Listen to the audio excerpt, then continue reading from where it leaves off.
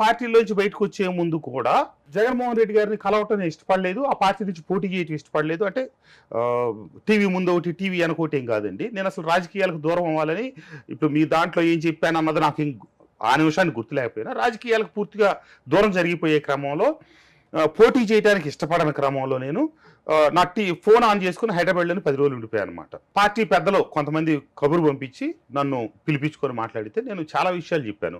ఇది నన్ను ఇబ్బంది పెడతా అక్కడ జరిగిన సంఘటనలు, దానికి జగన్మోహన్ రెడ్డి గారికి తీసుకెళ్తే ఆయన ప్రతిస్పందన నాకు నచ్చని విధానాలు చెప్పినప్పుడు వాళ్ళు కాదు కూడదు, నువ్వు వచ్చి మేము సీఎం గారికి అప్డేట్ చేస్తాం, నువ్వు వచ్చి కలువు అని చెప్పారు. నేను వెళ్ళి కలిశాను.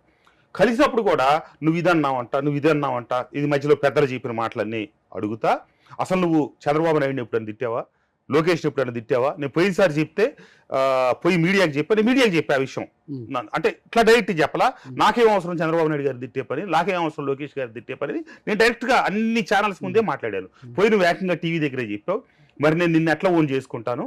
సరే అయిపోయింది, అది అయిపోయింది, నీ నియోజకవర్గం పని నువ్వే చేసుకో, నువ్వే పోటీ చేయి, నీకు కావాల్సిన అన్ని వనరులు కూడా నేను సమకూరుస్తాను అని చెప్పి అట్లా చెప్పారనమాట. అంటే మరి జగన్మోహన్ రెడ్డి గారిది విధ్వంసకరమైన ఆలోచన ధోరణి కాకపోతే ప్రత్యేకంగా ఒక ముఖ్యమంత్రి స్థాయిలో అంటా కూడా ఇంకోటి కూడా చెప్పారండి. నేను ఇదే మాటలో చాలా టీవీల్లో ఈ విషయాలు చెప్పాను, పార్టీ వాళ్ళు ఎవరో ఖండించలా. జగన్మోహన్ రెడ్డి గారు ఆ నిమిషంలో నాకేం చెప్పారంటే, ఈ మాటతో పాటే రాబోయే రోజుల్లో ఈ రకంగా ఖచ్చితంగా ప్రవర్తించిన వాళ్ళు ఎవరికి నేను టికెట్లు ఇవ్వను, అసలు వాళ్ళకి ఏ రకమైనటువంటి పార్టీలో ప్రమోషన్స్ ఉండవని క్లియర్గా చెప్పారండి నాకు.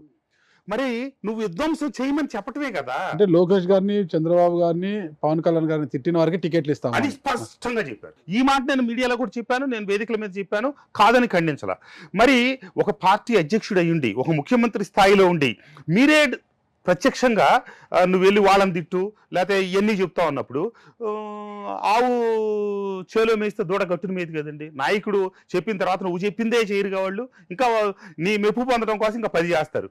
మీరు తిట్టడం వల్ల జగన్మోహన్ రెడ్డి గారికి వచ్చే లాభం ఏంటి? కొడాల నాని గారు తిడితే ఏం లాభం వచ్చిందో జగన్మోహన్ రెడ్డి గారికి, జోగి రమేష్ గారు వెళ్ళి చంద్రబాబు నాయుడు గారి ఇంటి మీద దాడి చేయడానికి ప్రయత్నిస్తే ఏం లాభం వచ్చిందో అదే లాభాలండి, అంతకంటే లాభాలు లేదు. అది ప్రజల్లో పలచన అవుతున్నాం అనే విషయాన్ని వారు గ్రహించలేకపోయారు. ఈ చర్యలన్నిటి వల్ల, ఈ రకమైనటువంటి విధ్వంస పాలన వల్ల నేను ఆయన నుంచి దూరం జరగటానికి కారణం అసలు ఒక నాయకుడికి ఉండాల్సిన లక్షణాలు ఏ జగన్మోహన్ రెడ్డి గారిలో ఇవ్వండి. ఎప్పుడు తెలిసింది ఈ విషయం మీకు? 2.5-3 సంవత్సరాలు అయ్యేటప్పటికి నాకు పూర్తిగా విషయం అర్థమవుతా వచ్చిందండి. ఎందుకంటే పార్టీలో అన్న తర్వాత ఇంత పెద్ద వ్యవస్థలో ఇబ్బందులు జరుగుతాయి. ఏది వాళ్ళు పోట్లాట్లాడు, రాజకీయం అంటే ఆధిపత్యం కదా. దానికి ఏమిటి అనేది ఆ సమస్యను నాయకుడు గుర్తించటం, ఎవరి పరిధిలో వాళ్ళని ఉంచేటట్టుగా చర్యలు తీసుకోవటం ఆయన బాధ్యత. కానీ అంతా మీరు కొట్టుకు చావండి, నా దాకా రావద్దు, ఒకవేళ మీరు జుట్లు పట్టుకుంటే సర్దు, ఇదే తప్పితే తప్పు అయితే తప్పు, ఒప్పు అయితే ఒప్పు అని చెప్పే నేర్పు ఆయన దగ్గర ఉందని నేను అనుకోవట్లా. నాకు జరుగుతున్న ఇబ్బంది పలు ఛానల్స్లో నేను ఓపెన్గా బహిరంగంగా మాట్లాడి, ఇంకా పార్టీలో ఉండగానే నేను అసెంబ్లీకి వెళ్ళినప్పుడు చాలామంది శాసనసభ్యులు ఏంటన్నా ఏంటి నీ గొడవ, జోగి రమేష్ ఏం జరుగుతుంది ఇట్లా అని చెప్పగానే, నీకేంటన్నా మేము మాట్లాడుకోవట్లా, మా జిల్లాల్లో కూడా మాది ఇదే పరిస్థితి, ఏది పట్టించుకోడు, ఏడు పాటికోడు, తిట్టినట్టు కొట్టినట్టు పోట్లాడినట్టు అని ఇదే రకమైన అందరూ నిరసన భావమే వ్యక్తం చేసేవాళ్ళు. అంటే మీరు జగన్మోహన్ రెడ్డి గారి కన్నా ముందు సజ్జల రామకృష్ణ గారితో భేటీ అయ్యారు కదా? అప్పుడు ధనుంజయ రెడ్డి గారికి చెప్పాను, సజ్జల రామకృష్ణారెడ్డి గారికి చెప్పాను. వారి సమాధానం ఏంటి? పర్సనల్లో జరిగినాయి బయటికి చెప్పకూడదు, బట్ అల్టిమేట్ గా వారు చెప్పింది ఏంటంటే, ఇప్పుడు నిన్ను మీడియా పరంగా జోగి రమేష్ ఇబ్బంది పెడుతున్నాడు కాబట్టి నువ్వు కూడా అదే పరిస్థితి, నువ్వు కూడా ఒకళ్ళ ఇద్దరు ఎస్సీలని చేరదీసి వాళ్ళతో పోస్టులు పెట్టించి చేయమన్నారు. నేను అది చేయలేదండి. జోగి రమేష్ ఏం చేశాడు, ఒకళ్ళిద్దరు ఎస్సీలని ముందు పెట్టి వాళ్ళతో నా మీద అసభ్యంగా పోస్టులు పెట్టించడం, రోజు చికాకు పెట్టడం, అంత వ్యంగ్యం వెటకారం, మనం చేసే ప్రతి కార్యక్రమాన్ని నీరుగార్చేటట్టుగా వ్యవహారం చేయటం, ఇట్లా జరుగుతూ వచ్చిందనమాట. ఇదే విషయాలు నేను ధనుంజయ రెడ్డి గారికి చెప్పాను. ధనుంజయ రెడ్డి గారు కొంత సీరియస్గానే తీసుకున్నారు వాటిని.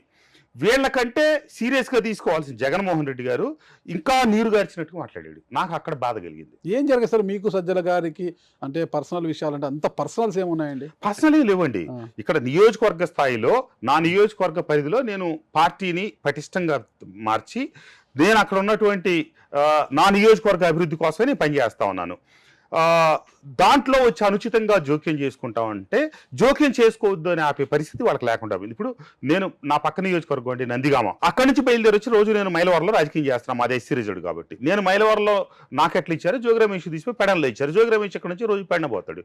నేను నందిగామలో ఒక్కరోజు ఇన్వాల్వ్ అయ్యి వాళ్ళ చికాకు పెట్టే రాజకీయం ఎక్కడ చేయలేదు కదా. మరి నా నియోజకవర్గంలో అతను వచ్చి ఇబ్బంది పెడతా ఉంటే నన్ను, మీరు నీ నియోజకవర్గంలో నీ పని చేసుకో, నువ్వు అక్కడ ఎందుకు పెడతావు అని చెప్పి చెప్పాలి కదా పెద్దలైన వాళ్ళు. ఏమి లేదు. సరే, జోగి రమేష్ గారిది అంటే సొంత నియోజకవర్గం కాబట్టి మిమ్మల్ని తప్పిస్తే ఆయన పాగా వేయచ్చు అని ఒక ఆలోచన ఉండొచ్చు. జోగి రమేష్ గారు అందుకో మీ పైన కక్ష కట్టి ఉండవచ్చు, ఓకేనా, మిమ్మల్ని విమర్శించే స్థాయి. కానీ ఇక్కడ తలశిల రఘురామ్ గారికి మీకున్న గొడవ ఏంటి అసలుకి? నాకు ఆయనకి వ్యక్తిగతంగా గొడవలు లేవండి. తలశిల రఘురామ్ గారు పార్టీలో సీనియర్, ఆయన జగన్మోహన్ రెడ్డి గారికి దగ్గరగా ఉండే వ్యక్తి. ఆయన ప్రాపకం సంపాదించడం కోసం గతంలో శాసనసభ్యులు కానప్పటి నుంచి చాలా మంది ఆయన చుట్టూ తిరిగిన వాళ్ళు ఉన్నారు. తదనంతర పరిణామాల్లో వాళ్ళు శాసనసభ్యులు అయ్యారు, తదనంతర పరిణామాల్లో వాళ్ళు మంత్రులు అయ్యారు.